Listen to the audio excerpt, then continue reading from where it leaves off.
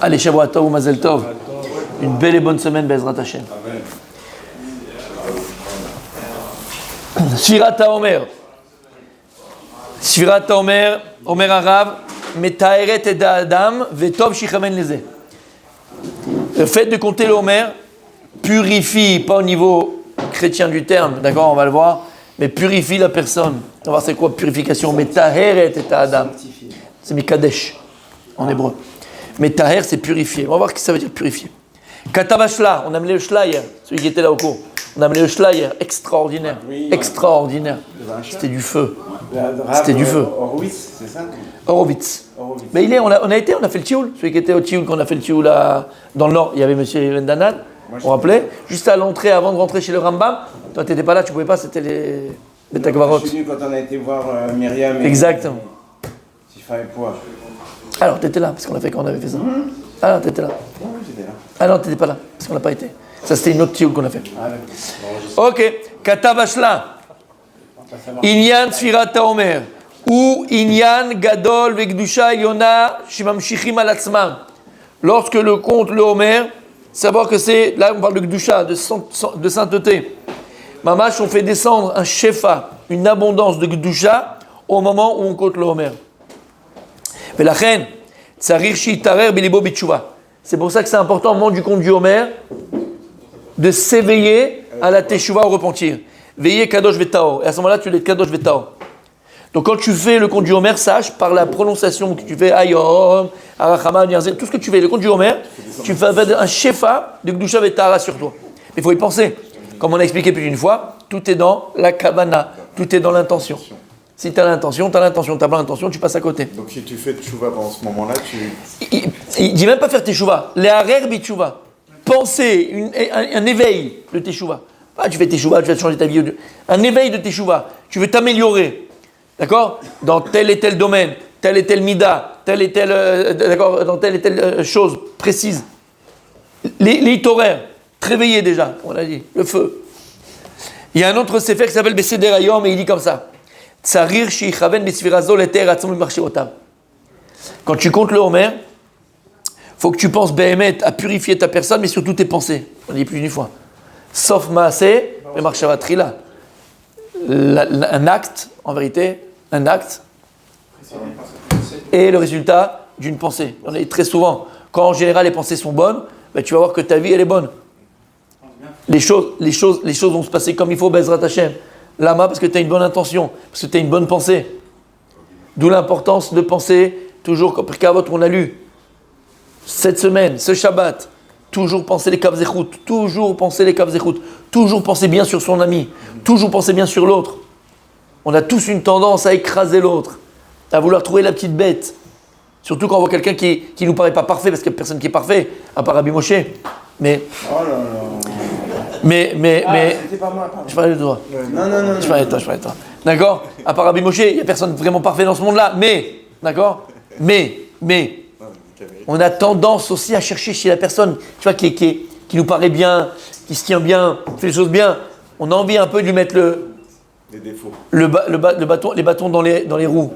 Hein? Lui faire un croche-patte. Ça nous dérange. Lama. Parce que nous aussi, au fond de nous, on tend vers cette perfection, entre guillemets. On tend vers cette pureté, vers ce bien, vers ce bon, vers ce que ces personnes représentent.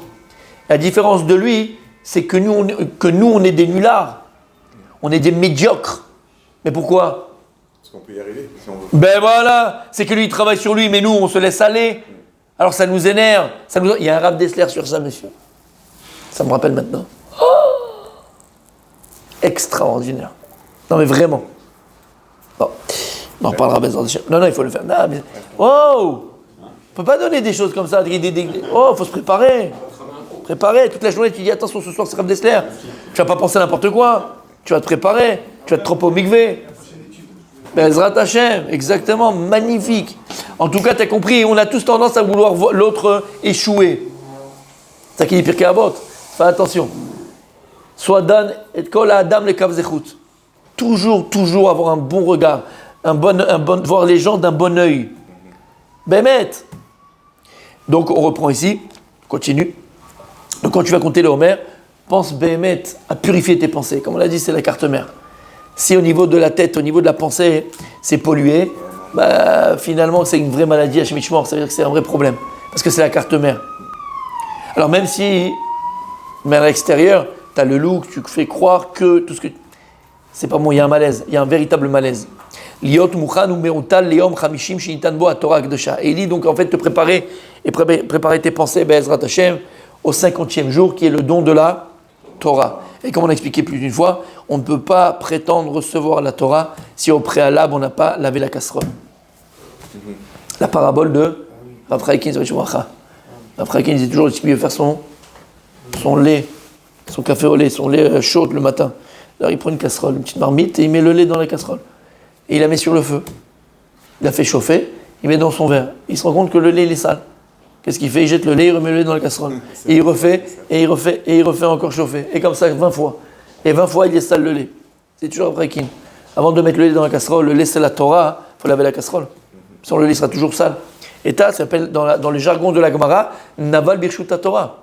Naval Birshut Torah, ça s'appelle un grossier, un mauvais, avec la permission de la Torah. C'est-à-dire que la personne, elle a le look, elle a tout ce que tu veux, elle étudie tout ce que tu veux, mais au fond de lui, c'est quelqu'un de mauvais. Il n'y en a pas des gens comme ça.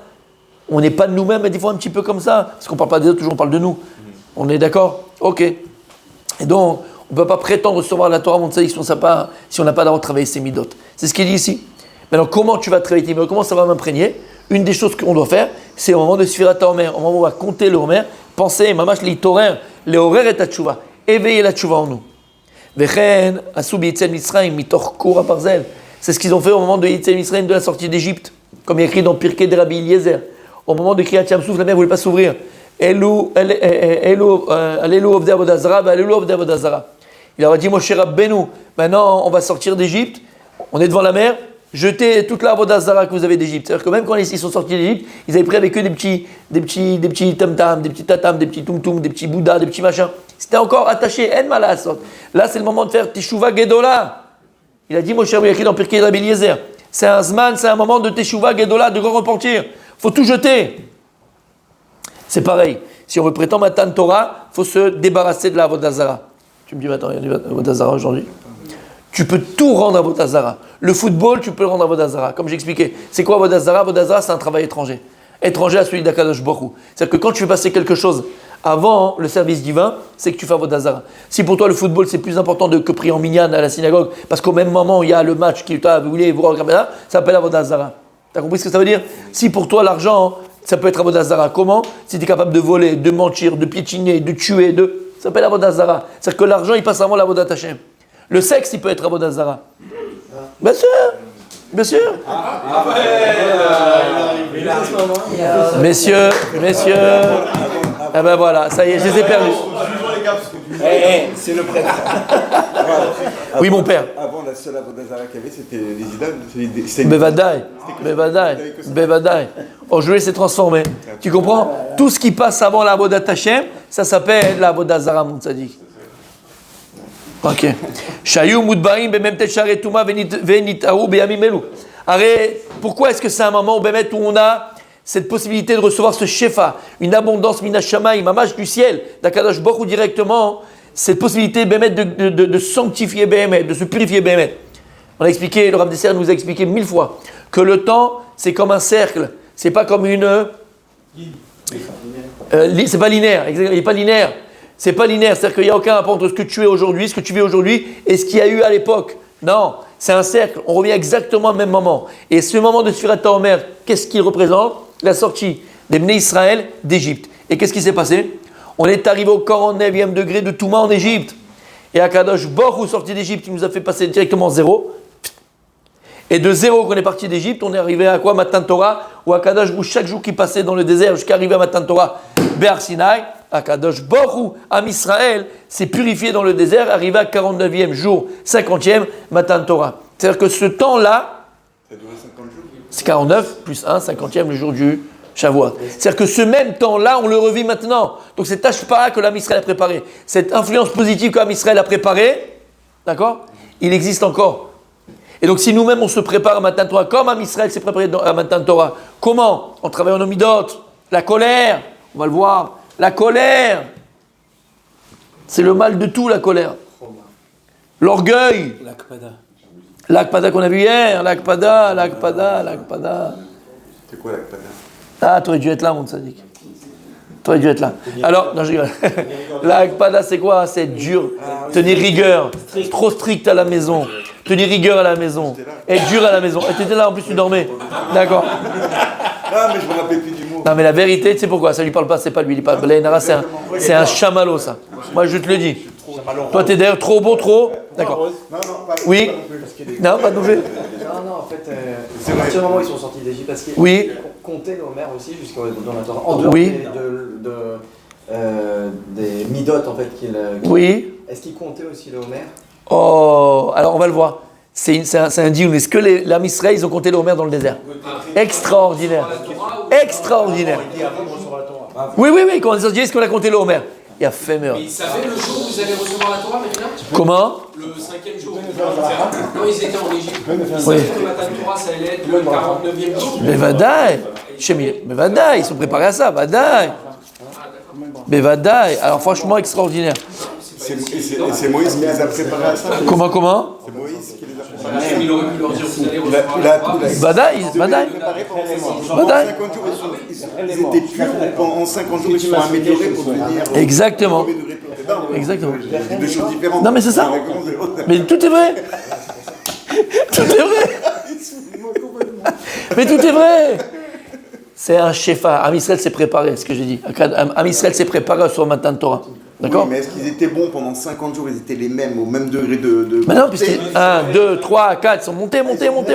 Jusqu'au 50e degré de pureté. Veiné. Question de Rabbi Abraham. Est-ce qu'Am Israël a compté le Homer dans le désert? Veiné. Mitzvah Sfirat Homer ne'emra beparashat Emor. La mitzvah de Sfirat Homer, elle a été dit dans la parashat Emor. Emor, quand est-ce qu'on la lit? Il y a fait meurtre, dans 2 semaines. Velichora, lifneken, l'on nistavu al kach. Allô? A priori, puisqu'on parle parashat Emor, c'est beaucoup après qu'ils sont sortis d'Égypte, après Matan Torah. Donc il dit a priori, ils n'ont pas été donc ordonnés de compter l'Omer avant. A priori, puisque Emor il vient après. Vechen mashma barishonim, besham midrash. Comme ça, ils disent les rishonim au nom du midrash. Sham Israël beshana rishona et tzedam Israël mayut sofrim et yamim me'atzmam. Donc ça veut dire qu'il n'y a pas eu de tzivouille, mais de eux-mêmes ils sont mis à compter. Alors pas comme nous on compte par rapport au Omer, ils sont mis à compter comme quelqu'un qui compte. Bon au départ, d'accord. Après c'est l'inverse, on compte quand est-ce que ça se termine. Mais au départ, quand on compte avant son mariage.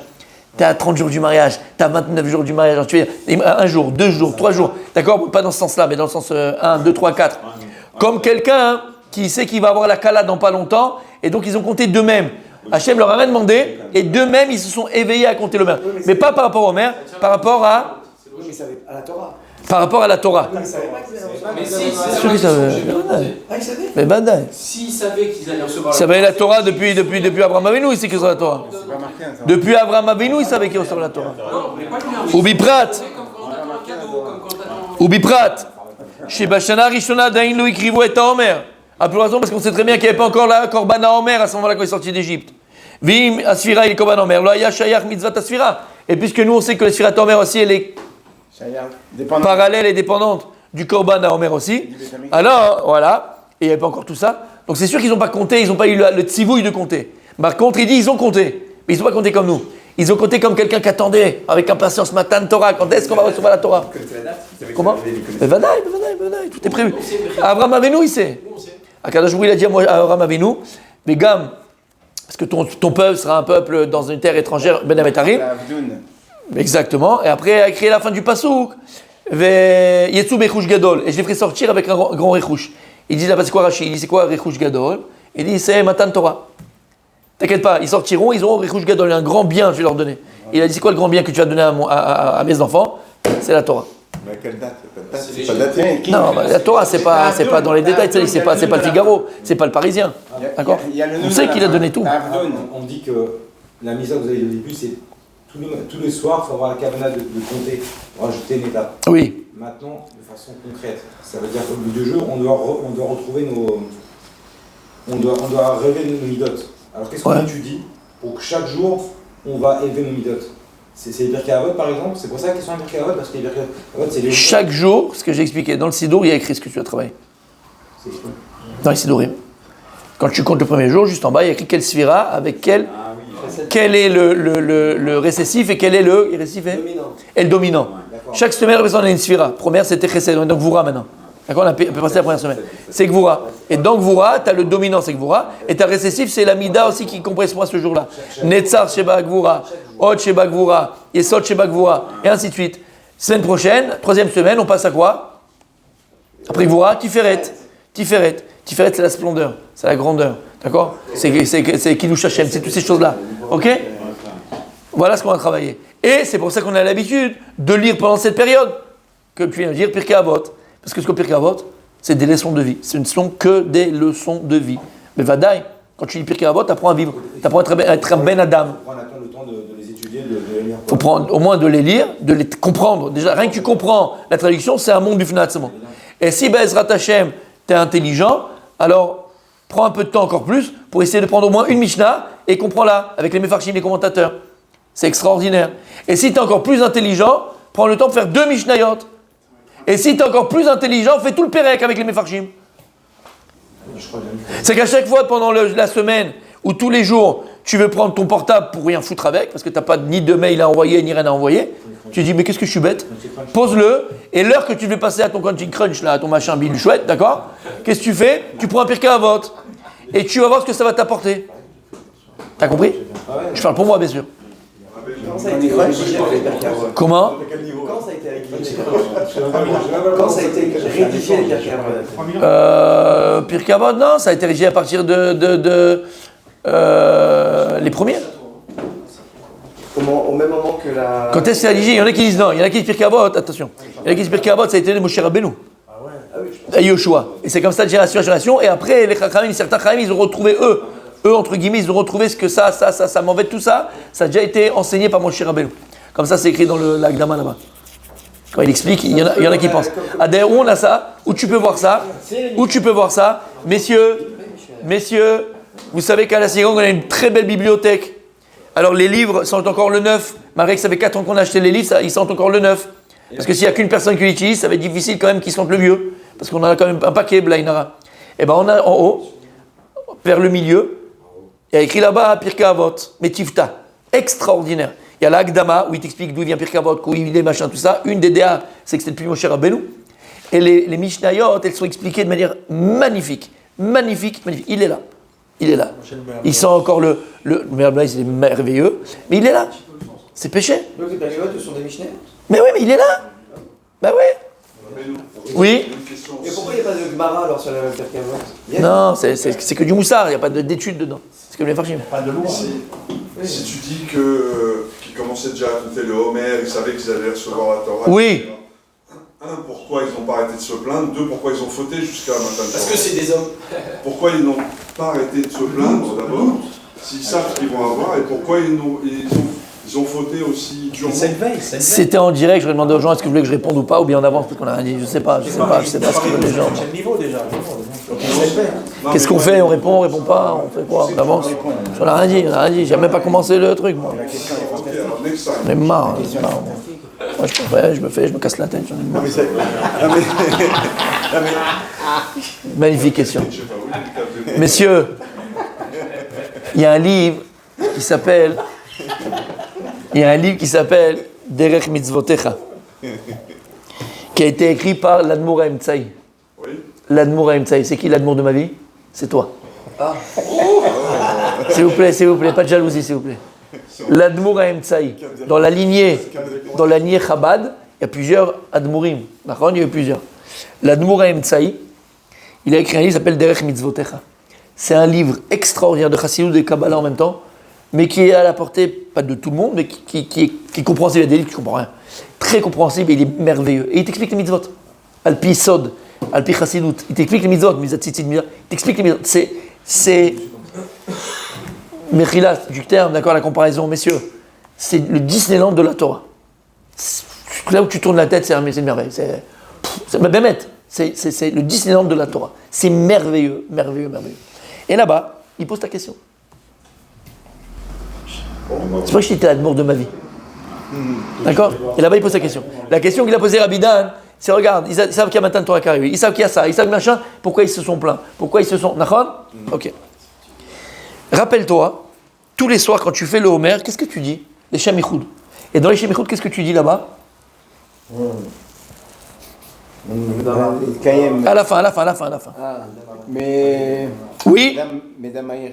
Oui, qu'est-ce qu'il y a écrit? Le début. Mitboseset, Bedamai Chair. Je t'ai vu. Comment on dit Mitboseset? Explosé? Non, c'est comme les petites bulles. En ébullition. En ébullition, exactement. Je t'ai vu en ébullition, entre guillemets, dans ton sang. Et on répète 2 fois. D'accord? Je t'ai vu dans ton sang et je t'ai pris de ton sang. Bon, les gars, faut se calmer quand même. Et là-bas. Yetziat Mitzrayim, la sortie du Ham Israël d'Égypte, est comparée à une naissance. C'est une Leda, c'est une naissance. Et de la même manière, lorsqu'un enfant il sort, du ventre de sa maman, eh ben l'enfant il est sale. Parce qu'il est rempli de sang. Du sang de sa maman, il est sale, il pleure, c'est un bébé.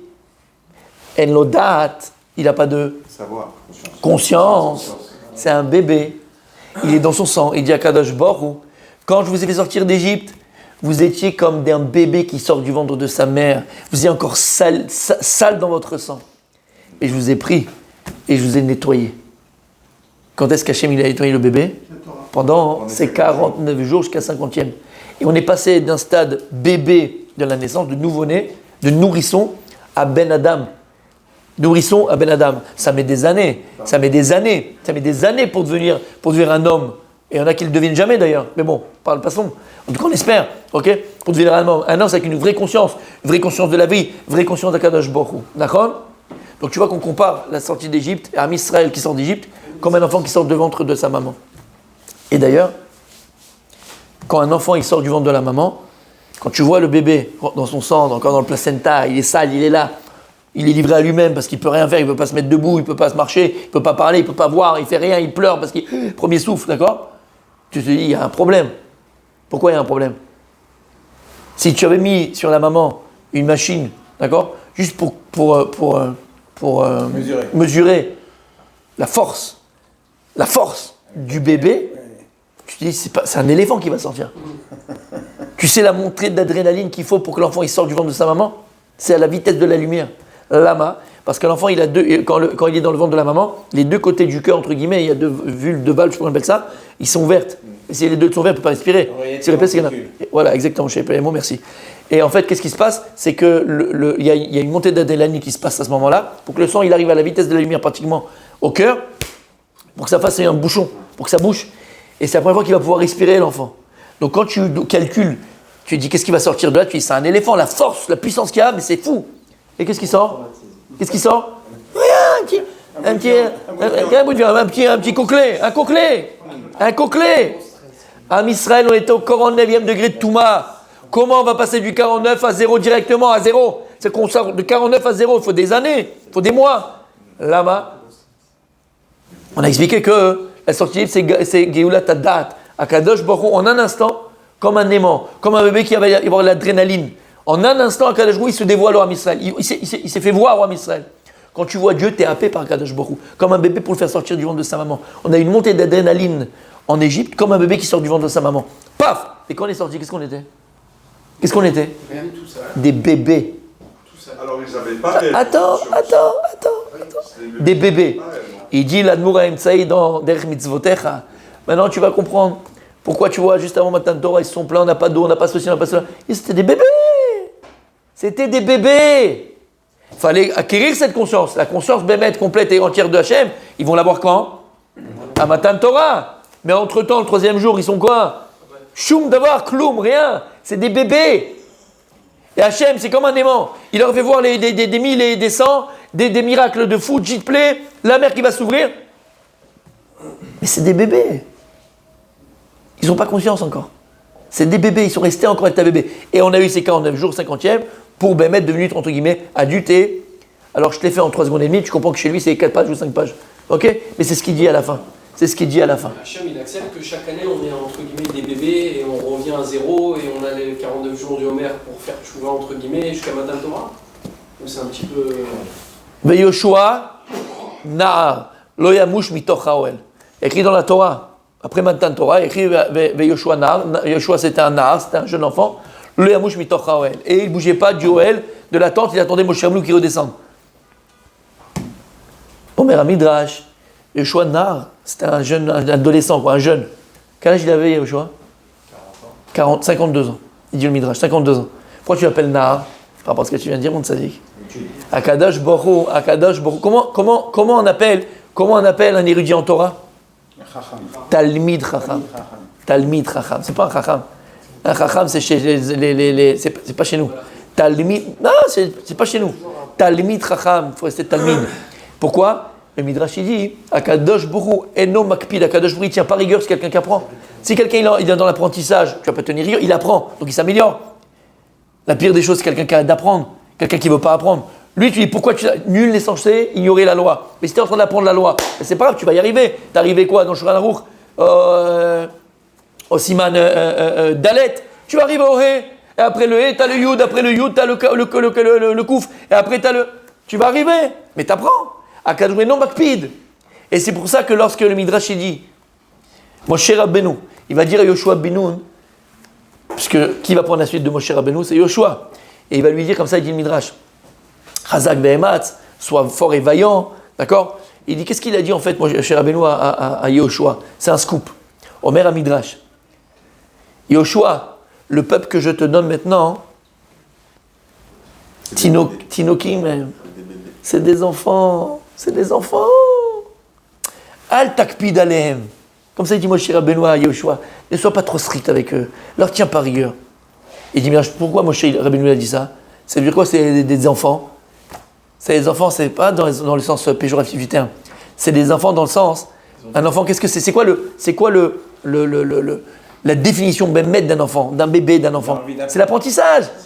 Il regarde, l'innocence c'est vrai, mais surtout l'apprentissage. Il apprend à toucher ses mains, à toucher ses pieds, il apprend à se mettre assis, il apprend après à se mettre debout, il regarde. Ah, dis-moi, un enfant c'est un moudjahidine, il ouvre tous les placards, il enlève tout, il tire tout. Lama, c'est le Indiana Jones de la vie, c'est un enfant. C'est un vrai Indiana Jones. Il a cherché un machin, un truqué, à enlever. Pourquoi? C'est l'apprentissage.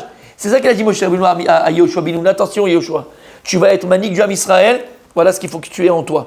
C'est cette vertu qu'il faut que tu aies en toi. Sache que le peuple que je te donne, c'est un peuple d'enfants. Pas dans le sens d'un peuple d'enfants, c'est des bébés. C'est un peuple qui aime apprendre. Et d'ailleurs, comment on nous appelle le peuple du livre? Un juif, c'est quelqu'un qui apprend. Un juif, il aime l'apprentissage. Et d'ailleurs, quand il fait encore un autre, on fait qu'apprendre. C'est quoi la Torah? C'est quoi la Gemara? On fait qu'apprendre. On est qu'en train d'étudier. Dans la Gemara, on est à 4, on est à 5, on discute, on est là, on fait. C'est que de l'apprentissage. La Torah, c'est que de l'apprentissage. Quelqu'un qui apprend peut pas être Makpid Allah. Tu veux pas être une rigueur, il apprend. Donc s'il apprend, c'est qu'il s'améliore. S'il s'améliore, c'est qu'il évolue. S'il évolue, c'est ce qu'Hachem il veut. Donc je peux pas être Makpid. Voilà pourquoi voilà pourquoi ils se sont plaints dans le désert. Ils n'étaient pas encore à l'âge adulte. Et pourquoi Hachem il n'a pas été Makpid Alem? Parce qu'ils apprennent. Ils apprennent. Bon alors on n'a rien fait encore.